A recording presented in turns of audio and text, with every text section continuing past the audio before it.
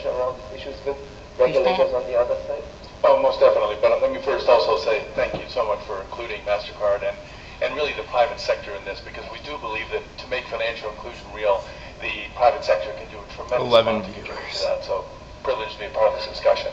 I think from our perspective, the commitments and what makes it so important is indeed the interaction between all the different parties. The traditional banking model is no longer one that will work, or that never really has worked, for the segment that we're really trying to drive for, which is the whole financial inclusion side. So as we start to engage in these discussions, it really changes the dialogue when you start having conversations with members of government that previously we probably haven't had that conversation with. We operate in over 200 countries, which is a great opportunity to be able to take a lot of these business models and share them across. And there's a tremendous amount of learning that has yet to be had.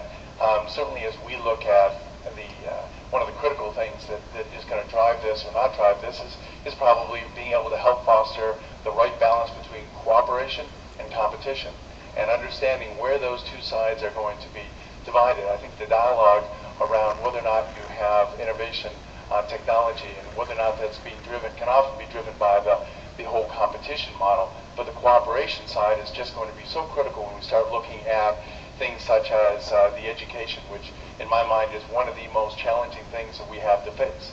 And we'll talk about that in a bit, but you then take on policy and the like. So the partnership with governments is what is going to make this work, but we aren't going to be able to do it in the traditional model. Let's figure out all the different partners, such as NGOs and ourselves, to be a part of that solution. Thank you, Ed. Today we have ladies last. I'm sorry for that. So, as I said, you are managing the mobile money for the unbanked program at the GSM Association. So you also have a global perspective on these issues. What is the value of the Maya Declaration and the commitments for your organizations? Just let it keep recording. Add the question: where do you see potential opportunities for collaboration? Sure, great, thanks Alfred. The GSMA represents mobile network operators around the world, many of whom are involved in providing mobile financial services, and we fully support the Maya Declaration. We think it's a fantastic initiative for promoting financial inclusion. We congratulate AFI on launching this initiative. In terms of where we see the greatest value from these commitments, it's where they lead to enabling policies and regulatory frameworks that promote growth, but which do not stifle innovation. This is a really young industry, the mobile money industry. Over 70% of the mobile money deployments that are live today were launched in 2010 or thereafter. So the industry is still very young, and we think one thing that's very important to foster the growth of this industry most positively is dialogue between the public sector and the private sector, and we welcome invitations to engage in that dialogue. And we think there's a lot that both sides can learn from each other to make sure that the policies that are put in place take into account the implementation aspects, and to ensure that we're creating mobile financial services that can be sustainable over the long term and ultimately lead to greatest financial inclusion. Now when we prepared for this discussion, we were wondering, we got a question of this kind already last year at the Viva Maya Forum. The question was, how could a potential support framework for the Maya Declaration from the stakeholder side could look like? Now this sounds like quite a creative question, and I think I would like to encourage you for some brainstorming. There could be, of course, a light format of a support framework. We can meet here every year, sit together, discuss these general views, but of course you also want to get things done. And I would like to drill down a little bit more concretely and maybe capture some of these ideas that can help us to organize this process further. So who would like to share with me maybe a first idea on how such a support framework could actually look like? Anno Kirman, perhaps you, with your broad overview on these issues, and you have been quite instrumental in driving partnerships in the past 1.5 years, I think, since you are there at CGAP. So what is your view on the potential here? That's true. too on partnerships. We actually all know each other and have partnered in various forms. I think you have to distinguish between the global level and then at the national level.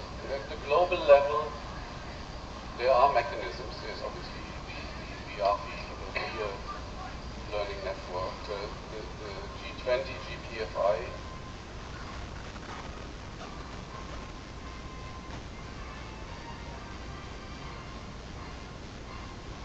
Be it multilateral like World Bank, IC, or regional, bilateral. When we just were in New York, working out together. I think they all gear up and say this is an investment that is developing, and we should be supporting. They had like a particular buddy Nick saying that they're trying to get better in every position, and no position is exempt. So they have but Mormon was doing pretty well. But where it really matters will be at the national level, is my sense. But like, they were saying they had a rookie who's very promising. He was first All-American between the first team. public and private sector. Yeah, at college And level. there will be a variety They of just try and partners, work the rookie and they will see be how he does, different and then from country to country, who have a contribution to make. And I think that is where the notion of national coordination framework I agree, Raj. that you're all discussing here will be so important.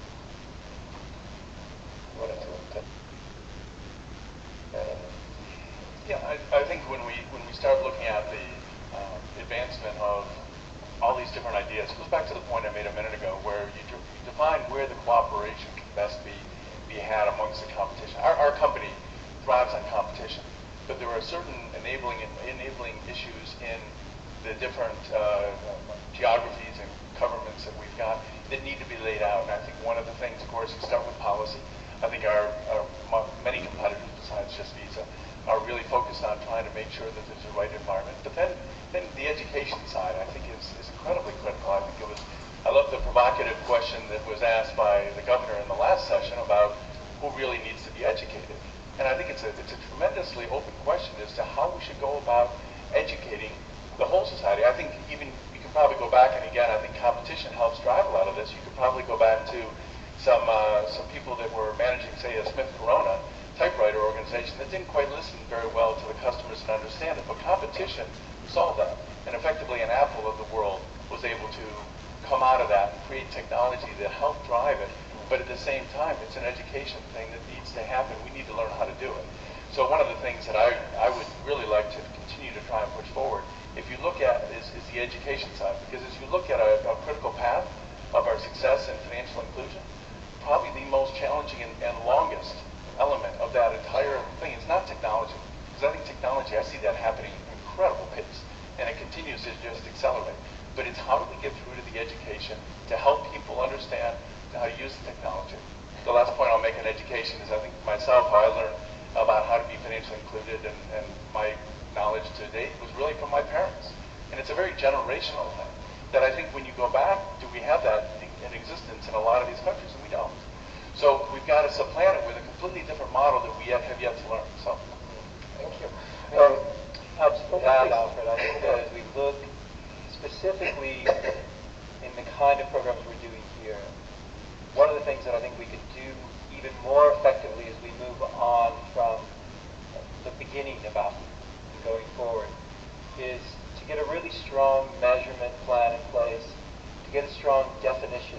So what do we mean by inclusion? Is it just access to an account, or is it actual usage? And then understanding how we as a group, or you as a group, bring your voice into the standard-setting bodies, into the other international organizations who are effectively representing their constituencies. But I'm not sure there's a voice that's effectively representing the constituency of low-income households who have not been effectively heard. And there's a great movement afoot in the financial inclusion space, led this time by Southern governors, by peer-to-peer learning, peer-to-peer reviews, to come up with best practices and speak on behalf of those practices into both the standard-setting bodies, into the multilaterals, and into the Gates Foundation. Because I think that's where the real knowledge exists, and there's a great framework we could develop that would help lead us in how we can be supportive, but also lead each other so that we learn in really effective ways and set standards around that. I'm actually quite grateful for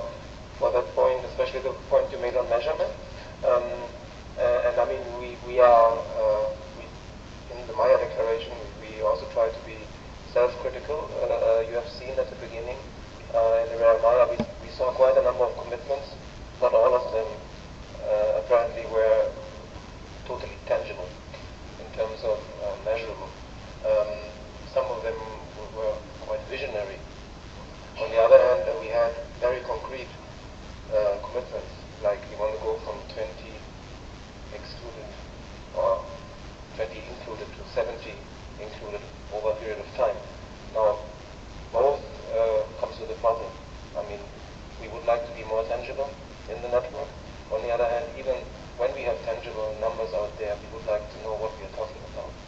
And I think that's why some discussion, I think, around the measurement, what we are doing, and I think the research you have been mentioning before are great opportunities in such a support framework to the Maya Declaration. I'm pretty sure that the regulators and policymakers around the table would appreciate such conversation even more. So I think that's a great idea. Education is a big topic in the network, as you can imagine.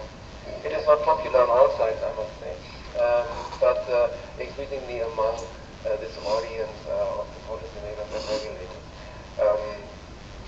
Doug, do you share this view of the education?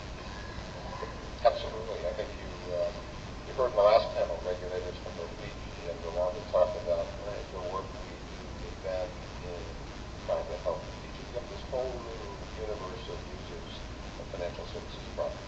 They need to be educated in many different ways. They need to be educated as to why they should engage in a product like this, why it's to their benefit. That's part one. Then part two is how to use it responsibly. See what we think right on my own. Financial literacy drafts. Can I ask you here, when you say they need to be educated, whose role would that be? Whose role would that be, this education? Because we in the network we have some members who take the role, and they do quite a lot, maybe based on a splendid budget they have. But in other cases, the regulator maybe takes a step back and has the market doing this job. So I'm not sure who takes the role? I'm not sure we can say for sure whose role it is. I think we all have a role to play. I go back to what I said at the beginning. Governments are in a position to lead and should lead. What I think they have, and what API has a unique opportunity here, because the mission is global. Right? The world is with people. The private sector wants to help. But if API and the API participants in this market call for help or organize locally, I think they can get. Because there are a lot of resources out there. There's a lot of organizations like ours and others who are willing to chip in because everybody's missing. That's a great offer. I think this is recorded. And you're setting up more commitments. I'm coming back to this question. Tilman, you wanted to add on this? Yeah, just